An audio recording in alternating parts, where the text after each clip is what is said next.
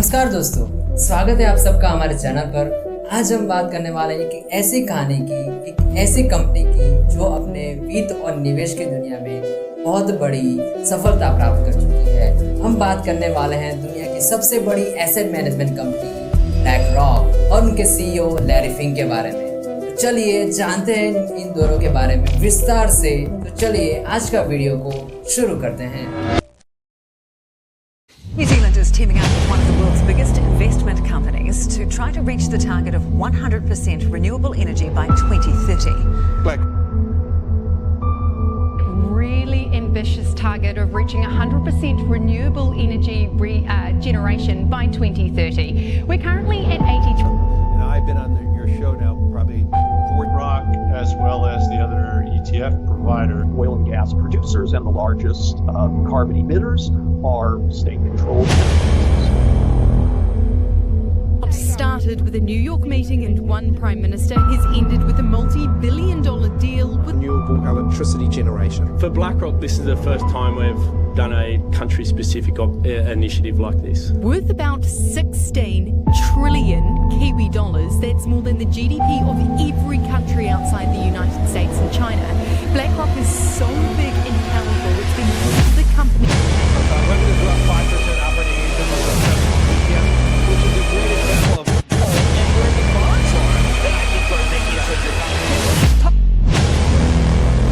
four times every year at the very least for 22 years as a public company and even longer when we were private.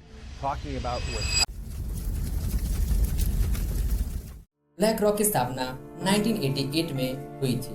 यह एक American international asset management company है जो New York city में आधारित है।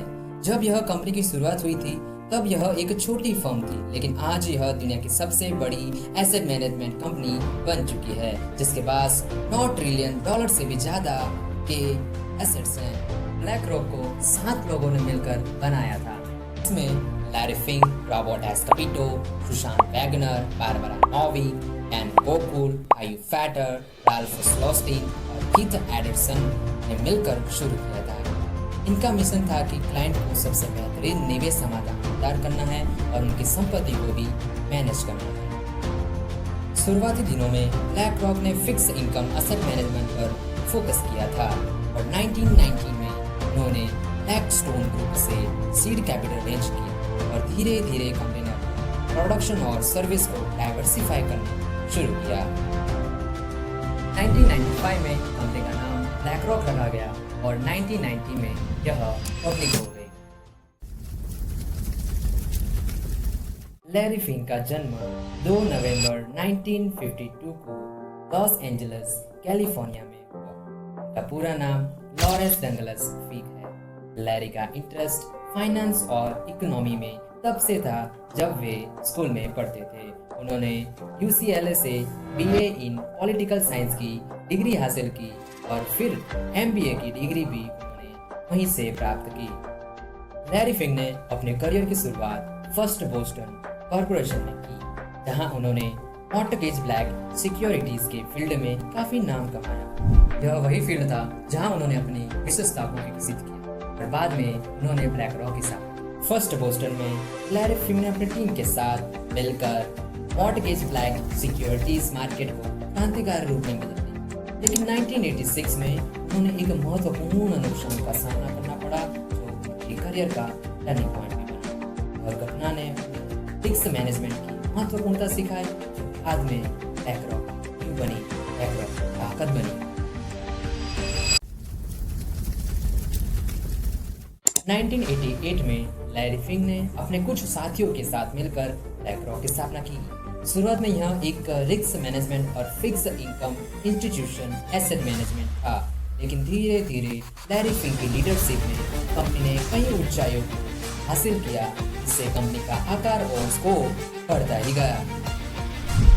1995 में black rock ने PNC financial service से साझेदारी कर ली, जिससे कंपनी को ग्रोथ में बहुत मदद मिली। 2006 में ब्लैक रॉक ने मेल्स लिस्ट इन्वेस्टमेंट मैनेजर्स को खरीद लिया, जो एक प्रमुख माइलस्टोन था। 2009 में ब्लैक रॉक ने बार्कलेज ग्लोबल इन्वेस्टर्स को भी खरीद लिया। उस वक्त दुनिया का सबसे बड़ा एसेट मैनेजर बन गया। लैरी फिंक की लीडरशिप में ब्लैक रॉक ने अपने वैश्विक उपस्थिति का विस्तार किया। आज कंपनी के ऑफिस 30 देशों में है और यह 100 से भी ज्यादा देशों में क्लाइंट को सर्व करती है। ब्लैक रॉक के पास एक डाइवर्सिफाइड पोर्टफोलियो है जो इक्विटीज, प्राइवेट इक्विटीज और कमोडिटी, रियल एस्टेट जैसी चीजों में निवेश करता है।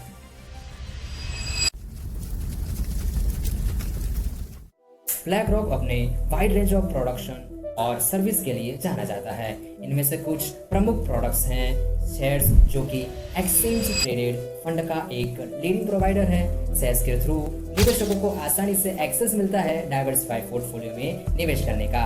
शेयर्स के अलावा ब्लैक रॉक इंस्टीट्यूशन क्लाइंट के लिए रिस्क मैनेजमेंट और एडवाइजरी सर्विस भी प्रोवाइड करता है। शेयर्स ETF ब्लैक रॉक के सबसे लोकप्रिय उत्पादकों में से एक है। आज यह सबसे बड़ा ETF प्रोवाइडर है जिसके पास $1 ट्रिलियन से भी ज्यादा असेट्स हैं। iShare ETF निवेशकों को लो कॉस्ट, टैक्स एफिशिएंट और डाइवर्सिफाइड निवेश का विकल्प प्रोवाइड करता है। ब्लैक रॉक का अलादीन प्लेटफॉर्म भी काफी प्रसिद्ध है। यह एक एडवांस टेक्नोलॉजी प्लेटफॉर्म है जो पोर्टफोलियो मैनेजमेंट और रिस्क एनालिसिस सर्विस प्रोवाइड करता है।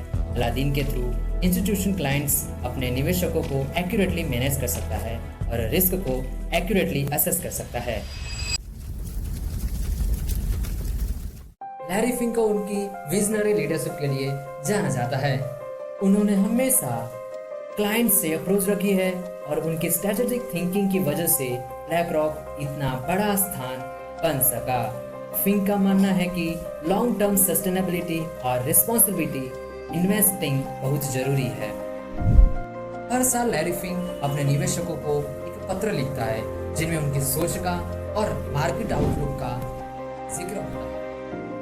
उनका मानना है कि कॉर्पोरेट गवर्नेंस और सस्टेनेबल प्रैक्टिसेस से ही लॉन्ग टर्म वैल्यू इंक्रीज हो सकती है। इस वजह से उन्होंने एनवायरमेंटल, सोशल और गवर्नर फैक्टर्स को अपने निवेश स्ट्रेटेजिक्स में इंटीग्रेट किया। फिंक की लीडरशिप में ब्लैक रॉक ने कई अवार्ड जीते, कई रिकॉर्ड को ब्रेक डाउन किया। उनकी लीडरशिप क्वालिटी और स्ट्रेटेजिक विजन ने उन्हें फाइनेंशियल इंडस्ट्री में एक प्रमुख व्यक्ति बना दिया है।